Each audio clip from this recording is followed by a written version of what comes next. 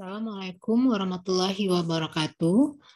Bertemu lagi dengan saya, Apoteker Eldiza Pujirahmi, dalam video pembelajaran tentang mata kuliah di program studi farmasi.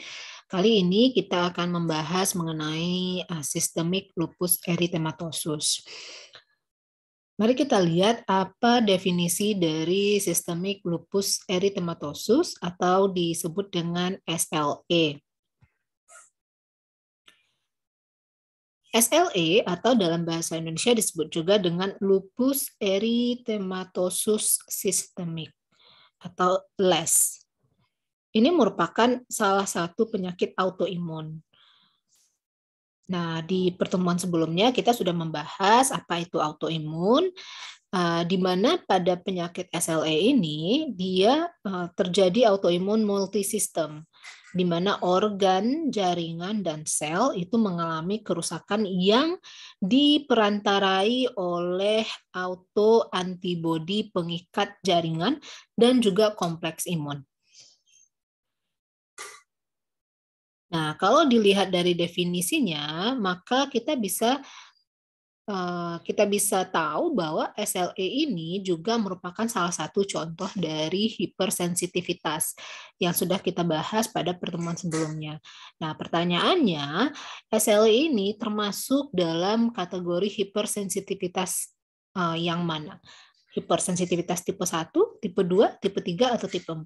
Silakan beri jawaban di kelas nantinya pertemuan tatap muka ataupun boleh komen di kolom komentar.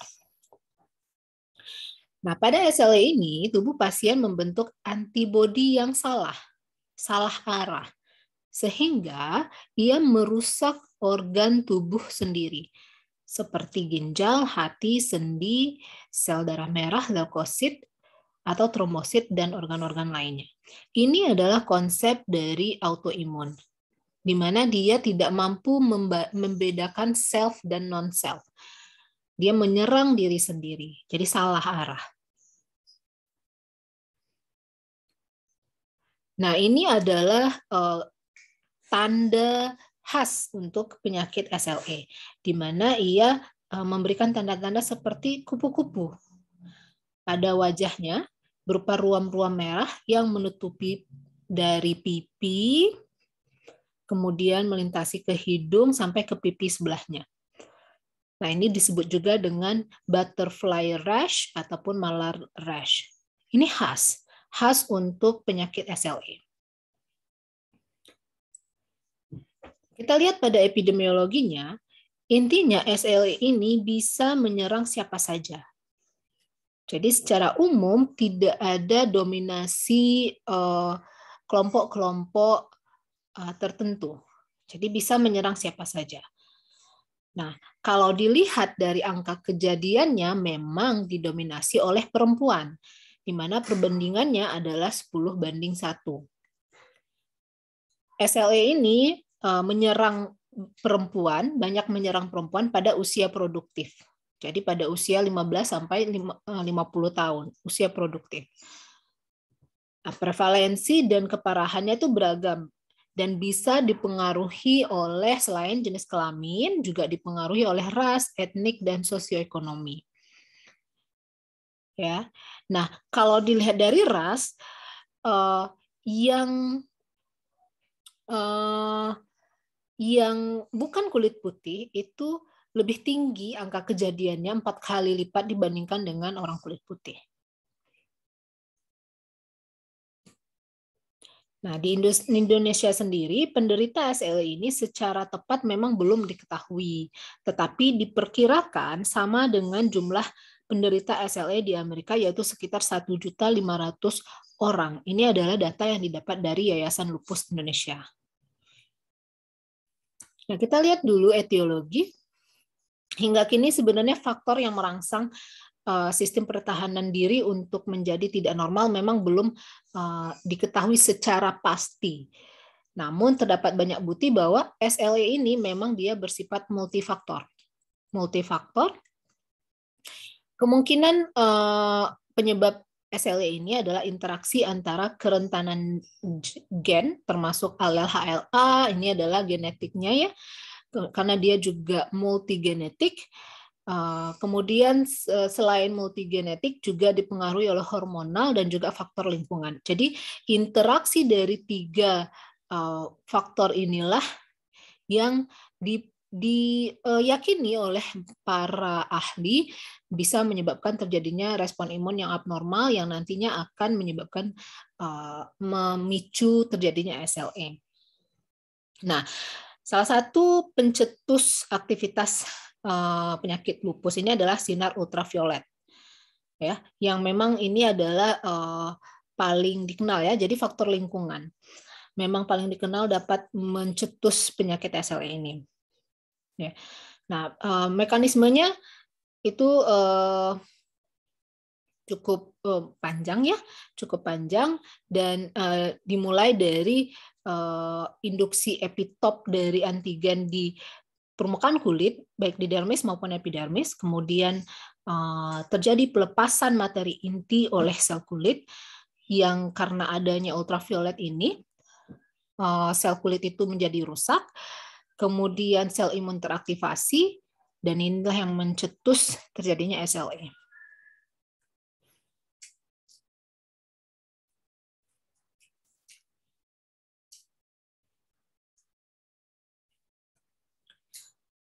Untuk patofisiologinya, perjalanan penyakit SLE ini bisa terdiri dari 3 fase, yaitu fase inisiasi, fase propagasi, dan fase puncak atau flares-nya. Nah, inisiasi lupus dimulai dari kejadian yang menginisiasi kematian sel secara apoptosis dalam konteks proimun. Nah, kejadian ini disebabkan oleh berbagai agen yang sebenarnya merupakan pajanan yang cukup sering ditemukan pada manusia. Jadi normal pada manusia. Namun, pada penderita SLE, ini bisa menginisiasi penyakit karena kerentanan yang dimiliki oleh pasien-pasien atau penderita SLE. Fase yang kedua yaitu fase propagase. Fase propagase ini ditandai dengan aktivitas autoantibodi dalam menyebabkan cedera jaringan. Autoantibodi pada lupus dapat menyebabkan cedera jaringan dengan cara pembentukan dan generasi kompleks imun, artinya dia membantu pembentukan kompleks imun, kemudian berikatan dengan molekul ekstrasel pada organ target dan mengaktifasi fungsi efektor inflamasi di tempat tersebut. Dan yang terakhir adalah secara langsung menginduksi kematian sel dengan ligasi molekul permukaan atau penetrasi ke sel hidup. Nah, setelah fase propagase, maka memasuki fase terakhir, yaitu fase flares, itu merefleksikan memori imunologis. Fase ini muncul sebagai respon untuk melawan sistem imun dengan antigen yang pertama muncul. Nah, apoptosis tidak hanya terjadi selama pembentukan dan homeostatis sel, namun juga pada berbagai penyakit termasuk SLE. Jadi, berbagai stimulus ini dapat memprovokasi puncak penyakit SLE. Adapun faktor yang berperan dalam lupus itu masih belum diketahui sepenuhnya. Namun dipercayai ada 3 faktor utama yang diduga dapat menyebabkan atau memicu penyakit SLE ini. Yang pertama adalah faktor genetik, yang kedua faktor hormonal, dan yang ketiga faktor lingkungan. Nah, faktor genetik ini karena SLE ini adalah multigenetik, sehingga terjadi interaksi banyak gen. Dan tentu riwayat keluarga juga berpengaruh. Nah, dari sisi hormonal, perempuan usia produktif ini lebih sering terjadi SLE. Dipercayai atau diyakini estrogen dan prolaktin yang merupakan hormon pada perempuan ini diduga berperan dalam proses atau penyebab SLE. Sedangkan di lingkungan adalah faktor yang paling sering itu adalah stres psikologis, kemudian paparan sinar UV, polusi, asap rokok, infeksi, obat-obatan, dan juga zat kimia.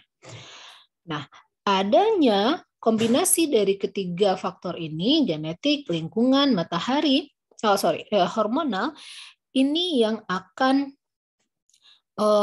mengganggu sistem regulasi kekebalan tubuh. Ya. Nah, karena adanya interaksi ketiga faktor ini, maka sistem kekebalan tubuh akan terganggu dan menyebabkan adanya respon imun yang abnormal, yang tidak biasa. Nah, respon imun ini mencakup hiperreaktivitas dan hipersensitivitas limfosit T dan limfosit B. Dia mengaktifasi sel T dan sel B, tetapi fungsinya menjadi tidak normal, hiperreaktif dan hipersensitif. Sehingga regulasi antigen dan respon antibodi menjadi tidak efektif. Nah, fungsi sel T menjadi abnormal. Nah, adanya reaktivitas atau hiperreaktivitas dari sel T dan sel B ini ditandai dengan adanya peningkatan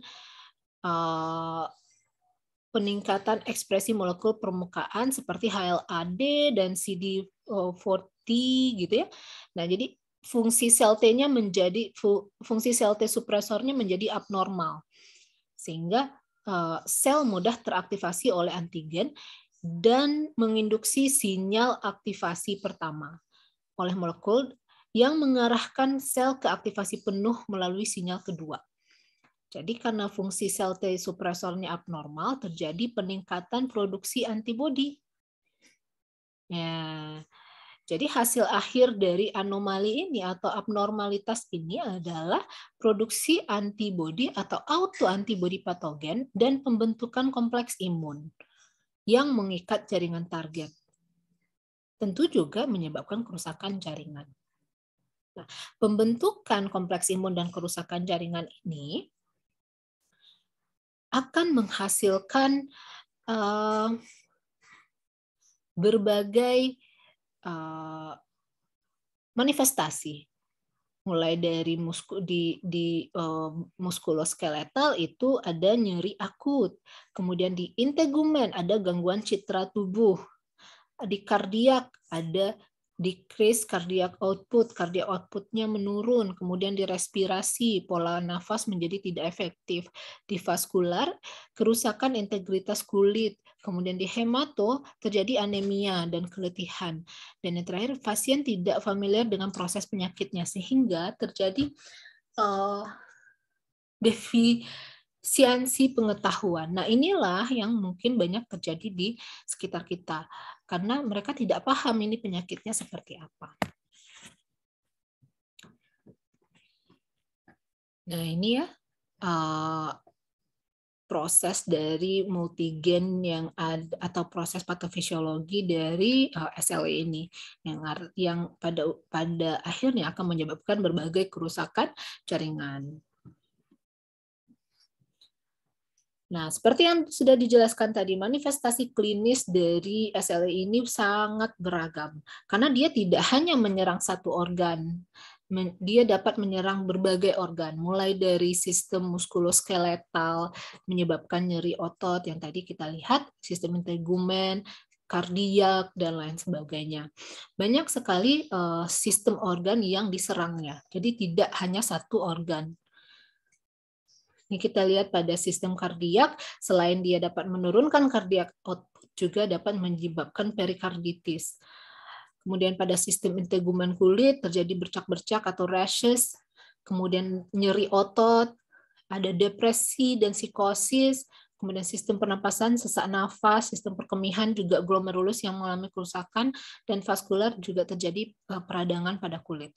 Nah, ini manifestasi klinis yang sering muncul pada pasien SLE.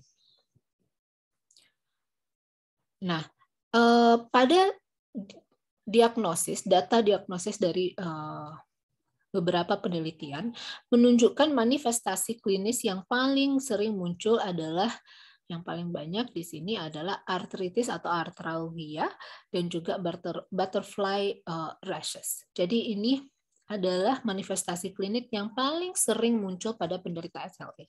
Nah, sehingga ini menjadi bisa kita jadikan penanda pada kasus-kasus SLE. Nah, kita lihat di Indonesia juga demikian. Ada malar rashes, kemudian ada fotosensitivity dan artalgia. Hampir sama dengan data yang didapatkan secara global. Nah, ini adalah manifestasi klinis. Nah, pada pemeriksaan dapat dilihat di sini pada pemeriksaan bahwa yang paling besar hasil pemeriksaan adalah pada pemeriksaan ANA. Nanti kita akan lihat apa itu pemeriksaan ANA. Nah, pada SLE ini kan terjadi autoantibody ya, yang kemudian akan mengarah pada kerusakan jaringan dan juga pembentukan kompleks imun. Nah, studi pada preclinical autoantibody positivity dilakukan pada SLE. Jadi menunjukkan ada studi yang dilakukan oleh Arbuckle menunjukkan bahwa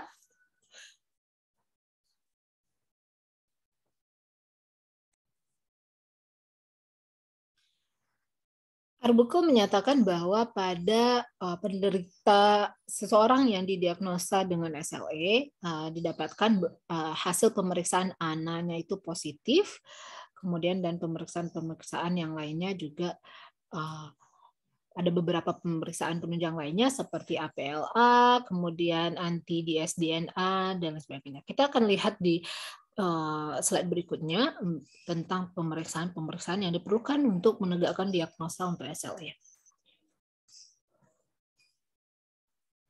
Nah, dari berbagai pemeriksaan autoantibody, ada yang paling sering ya, yang paling banyak dilakukan yaitu pemeriksaan ANA dan anti-dsDNA. ANA ini adalah anti-nuclear antibody.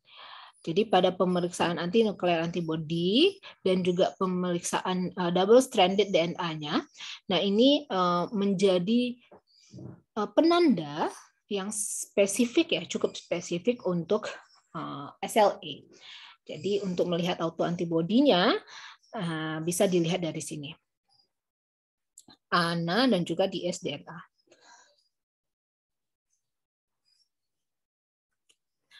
Nah, studi yang dilakukan oleh Arbuckle itu menunjukkan bahwa 6,7% dari populasi itu positif untuk ANA. Populasinya ini adalah penderita yang didiagnosa SLE. Nah, tetapi ANA, yang hasil pemeriksaan ANA yang positif itu sebenarnya tidak bisa kita jadikan penanda saja. Artinya kita perlu pemeriksaan-pemeriksaan yang lainnya untuk mengklarifikasi adanya SLE ini. Tapi untuk awalnya diagnosa autoantibody-nya, maka ANA yang positif bisa menjadi starting point untuk pemeriksaan SLE. Salah satu penanda SLE. Nah, untuk lebih lengkapnya, interpretasi data klinis untuk pemeriksaan SLE dari pemeriksaan lab, maka dapat kita lakukan dengan tes ANA, anti-nuclear antibody, kemudian anti-dsDNA, double-stranded DNA, kemudian tes antibody anti-S atau SMIC di sini, kemudian tes antibody RNP, ribonukleoproteinnya, kemudian ada anti-RO atau anti-SSA, single-stranded, kemudian anti-LA, dan lain sebagainya. Kemudian juga bisa dilihat dari komplement, karena nanti ini akan membentuk kompleks ya, dalam proses pembentukan kompleks imun. Nah, kemudian ada tes sel LE dan tes anti-ssDNA atau single-stranded DNA. Jika ssDNA dan juga jika ssDNA positif, maka dia juga bisa menderita nefritis. Nah, ini adalah kriteria diagnosa SLE menurut American College of Rheumatology. Jadi ada ruam-ruam, yang pertama kriterianya ruam-ruam, kemudian bercak diskoid, ini ada bercak-bercak merah gitu ya, bercak eritema, kemudian fotosensitif, ulkus mulut, artritis, serositif, kemudian gangguan ginjal, gangguan saraf, gangguan darah, gangguan imunologi, di mana terdapat salah satu kelainan anti dsDNA-nya, kemudian anti Smith, dan lain sebagainya. Dan yang paling sering adalah antibodi antinukleernya atau ANA, itu positif. Nah, pemerintah sendiri sebenarnya sudah mengeluarkan yang namanya deteksi dini lupus, periksa lupus sendiri, Saluri namanya, karena ini penyakitnya sering luput dari perhatian kita, dan ini menyebabkan defisiensi pengetahuan bagi penderita lupus itu. Padahal dia dapat menyerang berbagai organ dan dapat menurunkan kualitas hidup dari penderitanya.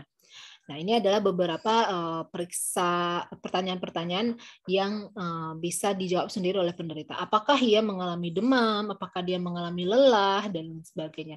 Jika jawabannya iya untuk lebih dari 4 pertanyaan, maka segera konsultasi ke dokter. Nah, untuk penata laksanaannya, tujuan utama dari pengobatan SL ini adalah untuk mengontrol manifestasi penyakitnya, karena dia merupakan multi organ. Jadi kita harus kontrol manifestasi penyakitnya. Kemudian mencegah kerusakan organ yang lebih serius dan menyebabkan terjadinya kematian. Nah, pengobatan SLE ini meliputi terapi non-farmakologi dan terapi farmakologi. Kita lihat terapi farmakologi.